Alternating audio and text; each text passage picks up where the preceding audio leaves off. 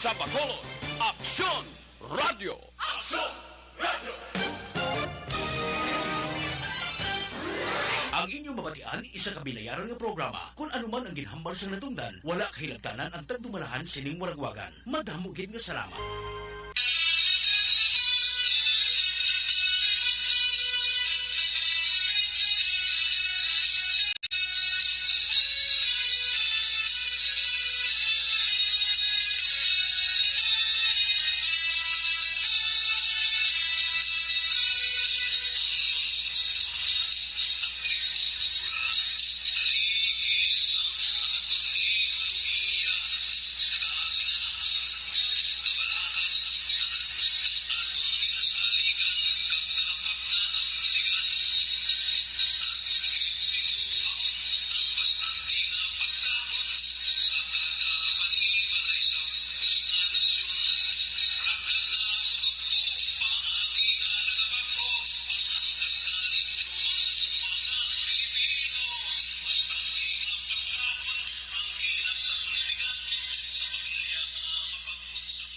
May agagid sa aton mga pinalangga ang mga manugpalamati. Good morning.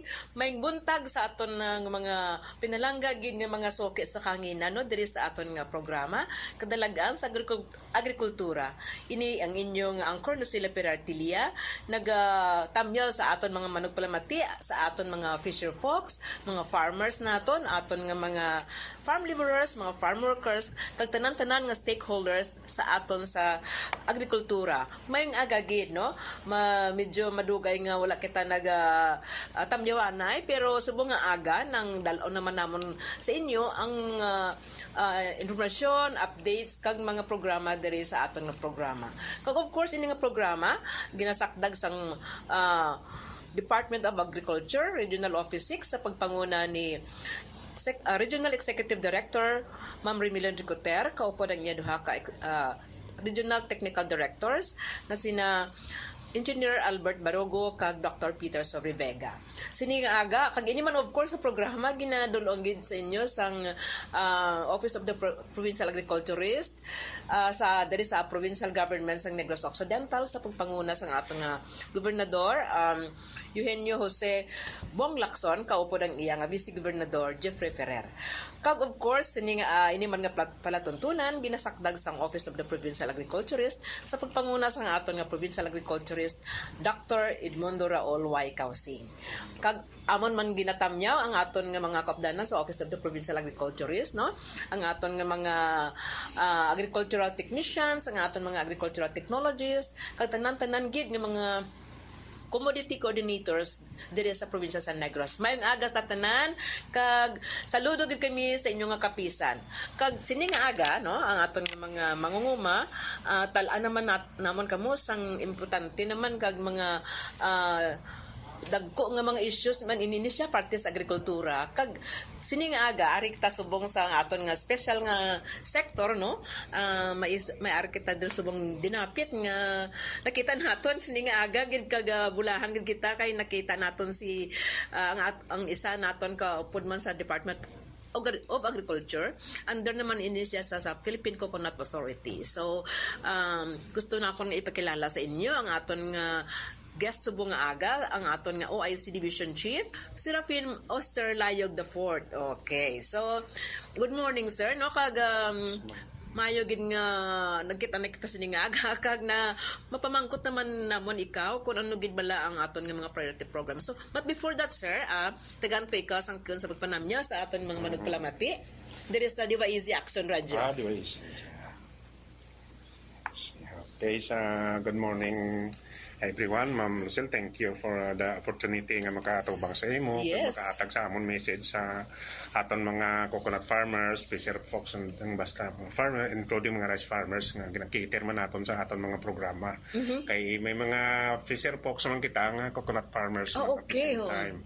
So madamo gid nga more power hatag naton sa iya, ginapa ano namon sa ila, no? Ginapaabot naton sa ila. So ang amon sa mga major program, may ari kami nga ECPRPO kon Accelerated Coconut Planting and Replanting. Ano man na siya, sir, nga programa? Amin ni siya ang may ano ni siya matanom ika sa 143 pieces nga seedlings. Then may ano na siya, may bayad na siya. Okay. 40 pesos sa mag-sit ka sa nursery, 40 pesos ang ibayaran ka, 40 pesos sa 143 pieces nga coconut nga iset mo for nursery. Meaningful pa, 143 good, sir, no? 143, actually ang iset nimo sina sa 215 ang iban nga nabilin sina ang mapatay abi ang gintanom naton, so replacement atong mga sobra. So ang second phase na after 6 months nga natanom mo na siya nga maayo na siya nagtubo, bayaran ka another 45 pesos. So bali ang bayad sa isa ka bilog nga gintanom mo is 85 pesos. Mga incentive, coconut incentive na siya, mga incentives. Okay, that's beside the fact, sir, nga ang atong seedling nga ginaano is free man na, ginhatag man na sa PCA sa ila. No, may mga ara kita nga sa na mga hybrid, pero so far abi daw pag-agi to sang calamity naton, tong audit nga to na supposed to be subong tani nga tuig kami ang recipient, Negros kita ang recipient sa mga hybridization nga to nga mga replanting namon, pero daw na ano abi to pagbagyo na igo nga nga seed farm dito sa Bohol.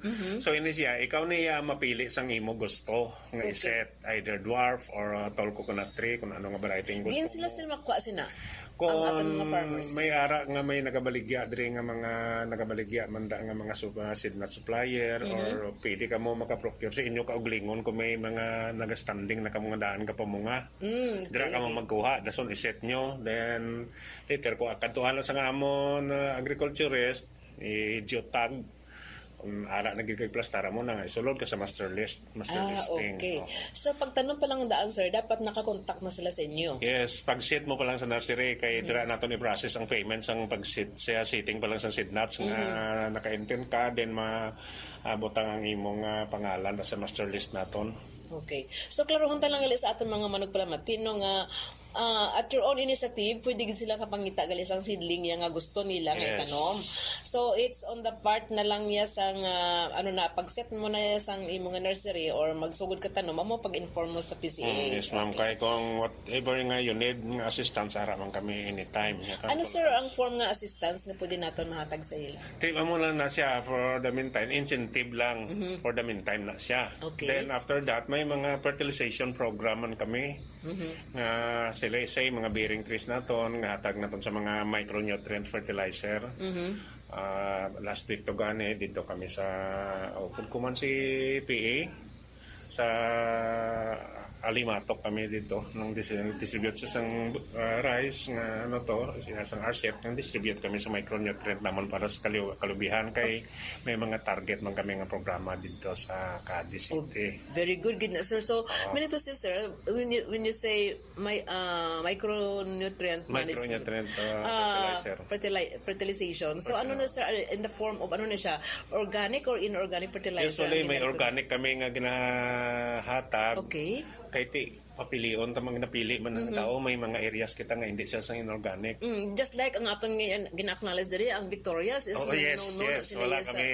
Wala kami intervention pag-abot sa inorganic na no gina aton good morning Victorias. Yes, good morning kalis sa aton nga city agriculturist, no, si Sir Sammy Garzon, no. Okay, amon upo na mo din sa una. Anyway, sir, so when it comes na man nga programa nga support sa ila nga pagtanom, ano sir, free na ang ginahatag naton nga support sa ila? Yes, ma'am. Everything is free. Paano na sa sir gina-compute? Like for example, may ratio bala kita nga ginatanaw? Yes, ma'am. Pero kung halimbawa per hectare or per tree na lang ta, may convering ka 3 kilos nga AS, ammonium sulfate sa mga inorganic, kag may PCL mo dito putas nga 4 kilos for 1 year na siya. Very good, no?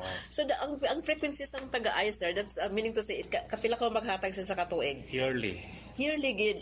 Okay. Yearly. So until ano na nga kadakuon sang lubi ang mastap na kamo hatag sang iya nga As long nga nagapamunga siya, why man na sing kuan, why man na pili yearly kung kay mas maayo gid ang na-follow up ang lubi yearly nga kung pwede pa lang nga matagaan nato na abono kay lain gid iya ang iya nga pamunga kon sa aton Bali, sir, pwede ta ma-backtrack do tayo sa aton nga discussion, no? So, pwede naton balikan kung ano gid bala ang advantage, no? Mga advantages kung nga as a farmer, kinahanglan niya nga mag-integrate sa nga coconut sa iya nga, nga talamnan. Ano, sir, ang mga makuha, ang mga perks bala, sir? Ano ang pwede nga idulot sa nga mga bintaha sa aton nga mga manguma, mangisda, or mga adapters naton sa coconut farming? Kay siya na ma'am kung nasiling naton bala nga multi storing planting,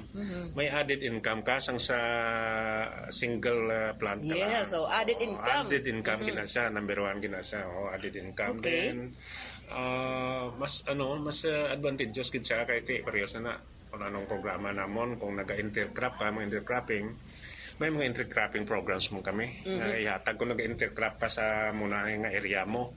So, pibali may follow-up kami. Pwede man kami intercrop namon is banana or corn o anong gusto mo nga itanong nga available sa amon seeds. So in that way, sir, gahatag man ka maghapon, no? Or gina-link lang ninyo ang mga farmers to get sa mga seedling or mga seed materials for those mga crops nga mention mo? Namon na siya ma'am kay usually pareho sa amon na medyo hambalo na ton lax kami sa personnel so kami sa taga DA mismo sa LGU sa office nagakuan gid kami na partners ginato na sila po. kaya kung kami lang budlayan kami sila so kung mangkot lang kay base kung may ara gid kamo separately anyway mandated naman kita to collaborate at yes, to cooperate with one another under sa umbrella sang Department of Agriculture. So ano pa gid sir ang mga when it comes to economic, of course, additional income sa mga farmers at akag sa adapter man sang aton nga mga lubi, no, mga nag-implementar sang lubi nga sang pagpananom sang lubi. So ano pa gid sir ang when it comes naman sir sa environmental nga effect, ano naman ang madulot sini? Siyempre may intercrop ta number one ang lubi. Naga-absorb na siya sang heat mo. Isa mas daog na pa na ang kawayan sa pag-absorb sang heat ang lubi. Then plus kung nag-intercrop kita dira mas kinabi intercrop naton mga for trees kuan man na sa aton sa environment tungod sa aton complement tungod sa batiagan naton subong ng climate change nga naga-init. Sige. Going back sa aton nga mga different programs, so gin-mention mo to ina nga may distribution kita sang fertilizer, no? Yes, organic fertilizer. Inorganic fertilizer. Ano pa gid sir ang mga support services naton? Kaya mo na siya, naghahatag kami, may ara man kami nga mga corn. Oo, ginahatag ng corn nga for intercropping. Then may ara kami nga mga pinakbit seeds man nga gina-support sa ila. Pero mga ina siya mga immediate remedy lang na sa sa itong mga affected areas naton, mga utod naton. Para maka-income sila dali-dali. Bala kahit yung mga kuwan na siya mo. Pero sa mga last mga short crops. Short crops, short gestation crops, Okay.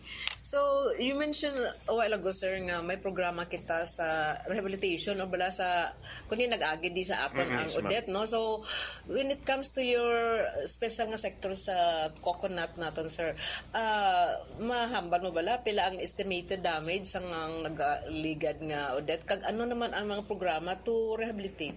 Yes, ma'am. So, it's sad nga nagkaara kita sang Odette, no? Bagyo last time sa dito sa mga southern areas.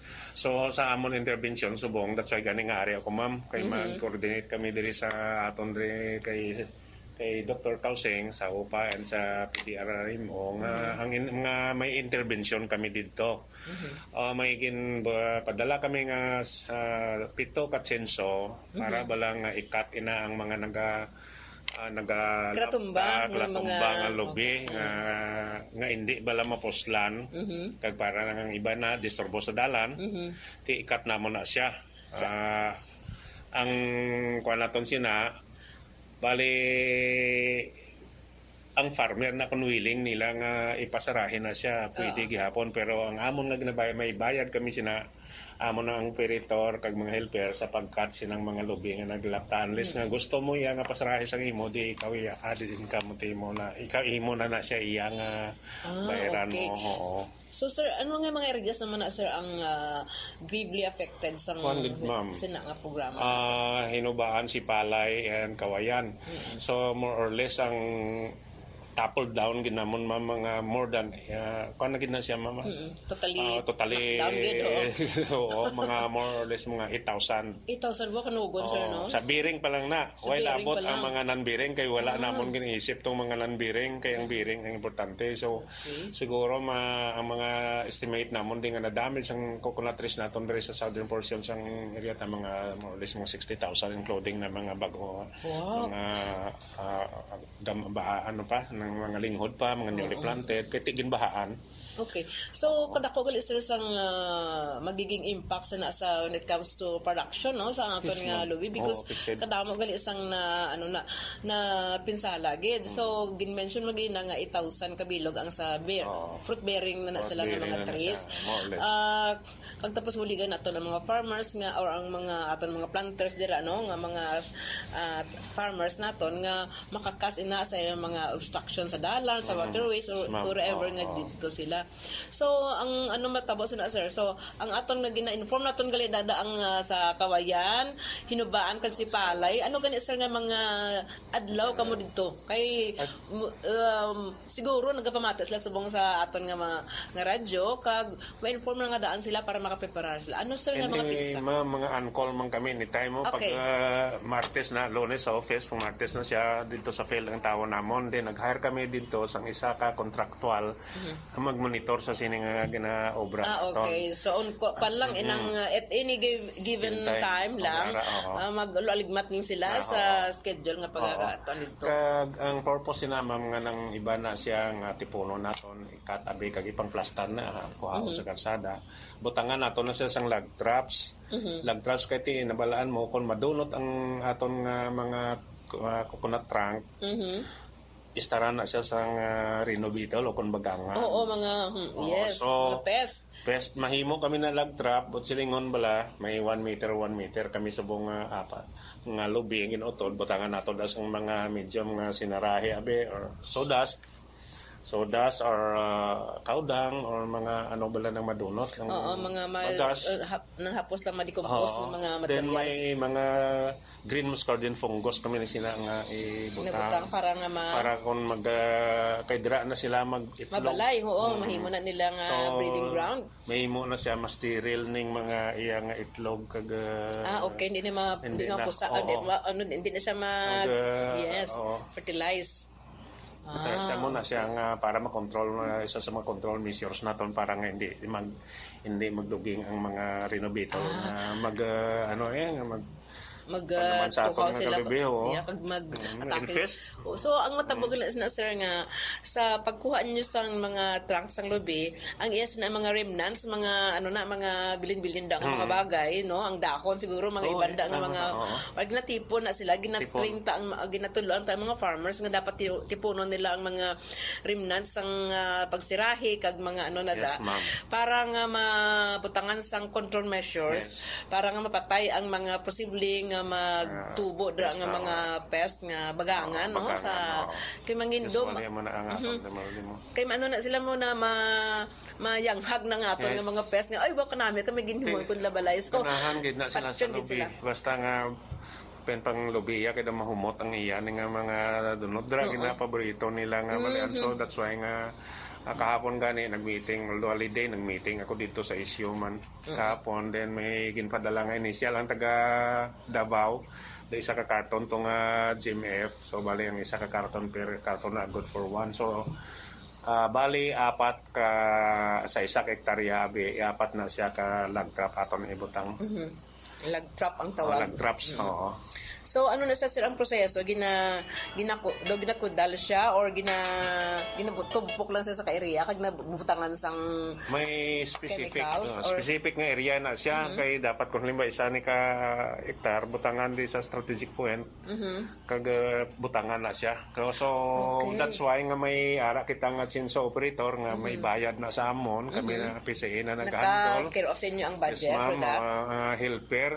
Then ang farmer, if ever nga gusto niya nga siya ang magplastar sang iya lag traps kung iya lubi, may bayad pa na siya nga 100 pesos per lag trap nga obrahon niya mahakot siya sang i-plaster na siya buligan sang helper halimbawa maning lag trap butangan na siya sang mga medyo mo ginsiling ko kaina nga Okay. itlogan so bali may income pa si farmer kung makatapos siya sa isang adlaw sa iya isang hektarya for lag traps di may 400 pesos man siya.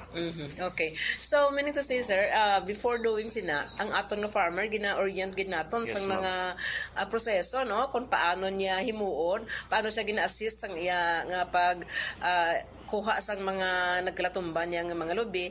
At the same time, ginapasiguro taman nga ginabuligan maghapon sang PCA nga ang ini nga mga remnants o mga ano na ang iyang area maputangan sang lag drops para nga hindi magduging ang mga pest and nga posible Pest nga and diseases, magbalay no? dito sa mga remnants sang aton nga lobby. So, very good nga sir nga programa kay hindi lang gali nga daw ka ut doon talang nakagpabayaan but then until to the last part sang decomposition process na sang mga bagay da nga kwan sang lubi is inang ginabuligan naton sila para nga ma-dispose properly. Yes, ma'am. So meaning to say sir medyo bulubog at ini siya nga activity no on your part because given abing kalapad sang Negros Yes, no so ma'am. paano niya sir ginahandle ang situation? May mga ano kami, that's why ganing nga ari ako diri ma'am kay siyempre ang aton niya buligan aton ni siya Yes, mo problema ni. So that's why nga coordinate ako di sa aton sa OPA din sa Provincial Disaster Risk Management Office kay buwas kung i-plaster namon bala kung ano ang mga guidelines nga aton himuon. Yes. Then ang number one gid namon manda nga ginasali nga isa nga magabulik sa amon ang LGU mismo. Yes, of course, no? Although makuha man kami dira sang tawo nga ikuan man handle man tanan sang PCA. Then after that may ang actually dog pila man lang to primero ang target namon for replanting the mga 130 hectares. So ginugangan kami 186 para lang gid sa mga Typhoon Odette nga mga areas nga very for good. rehabilitation nga for replanting. Si So, pila na subong sir total nyo nga target? 200 pila na? to 30 so 310. 310 na hectares. Oh, 310 Okay. hectares. Palang na siya. So, Palang. I Huwag suppose, patak sir, siguro. nga daw May dugang pa na siya. May dugang pa na siya. Oo. Kaya we are talking about sang ano plang fruit bearing mo. Yes, ma'am. I know nga sa mga non-bearing pa naton nga mga Oo. tanom, you still have another program for that Yes, ma'am. para nga ma-support ang mga Yes, ma'am. farmers. So, Oo. that's a very welcome nga message, sir, no? Nga ang aton mga coconut farmers, in all forms, no, ginabuligan ginaton sila together man dali sa aton sa opsinan sa Office of the Provincial Agriculturist kay Our I know partners. nga ang aton nga mga agriculturists kag mga extension workers naton naka-identify man sila sang mga areas dito sa field Yes, ma'am. nga na-affected man sa nga aton nga sang bagyong Odette kag iban pang calamity. So far sir, ano pa gid ang mga future ninyo nga mga priority programs for the coconut farmers sa Negros? Actually, ma'am, may mga equipment na kami tani dira para sa hinubaan kag sa sipalay. Anong equipment na sir? For virgin coconut oil production. Production, yes. Oo, may dito na kami kag coir decorticating. Oo, so subong amo na medyo na set aside anay set pero aside naman. focus kita sa rehabilitation. Rehabilitation But naman. that's Oo, good yes, news sir ma'am. kay meaning to say gahulat naman sa insakto na lang Yes, at ma'am. tempo but the equipments are Already there, in Oo. place na. Oo, Oo, may good. sa kuan ganito si Ma'am Elena Miraflor, reliquias na nag-provide man siya sang area balang ang butangan. So, Sa ano na sir ng LGU?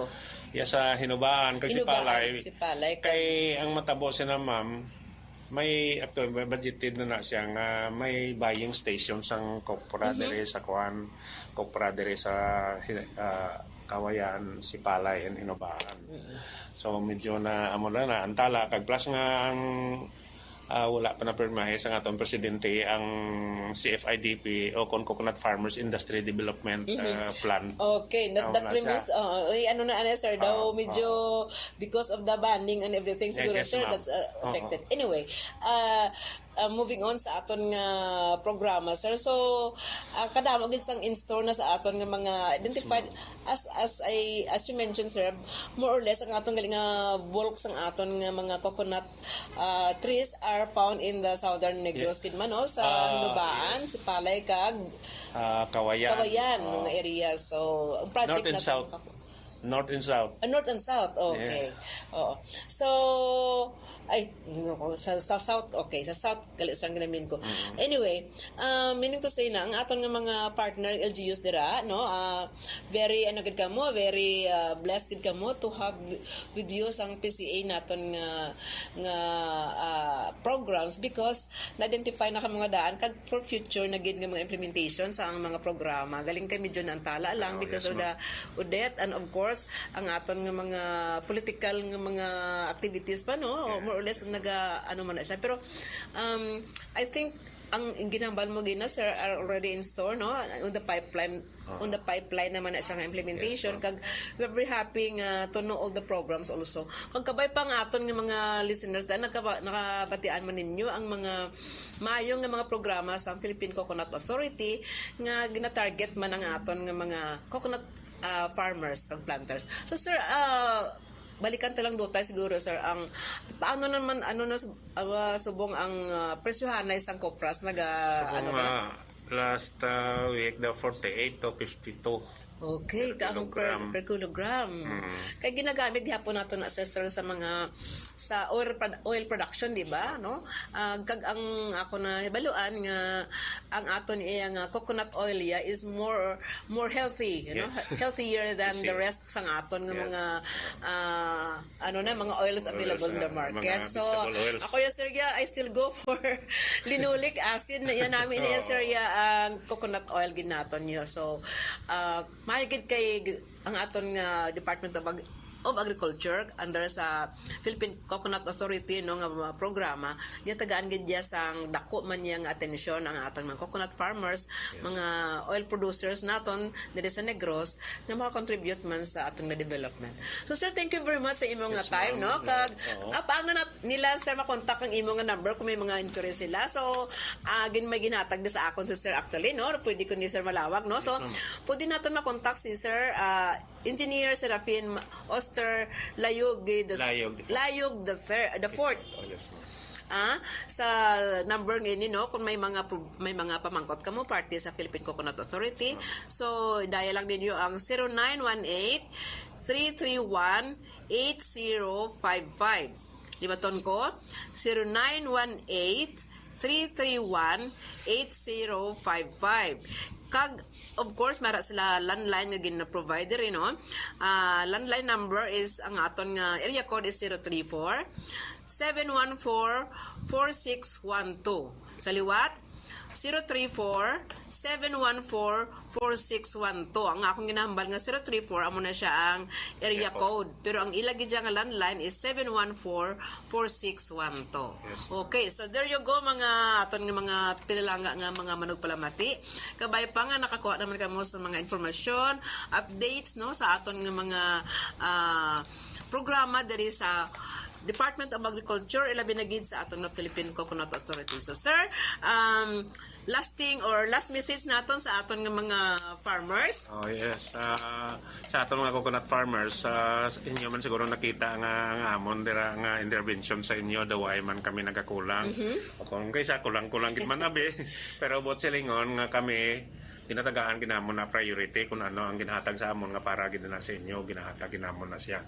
Kaya ang gusto man namon nga later on maging successful man naton mga coconut farmers sa ila pagpangabuhi dira nga area. Okay. So hindi man sila magkataka kay kami ginapangayo man namon ng ila bala mga support sa para sa implementation sa amon programs kay ti kun wala aton coconut farmer wala man kita sing mahimo nga ari diri sa ibabaw. Okay. So thank you so much no. Kabay pang pamati naman kamo sa liwat naton nga mga programa diri sa kadalagan sa agrikultura. Ini ang liwat ang inyong anchor partners sa progress diri sa Negros Occidental, Lucila Pirartilia. Padamong nga salamat kag Avance Negrense.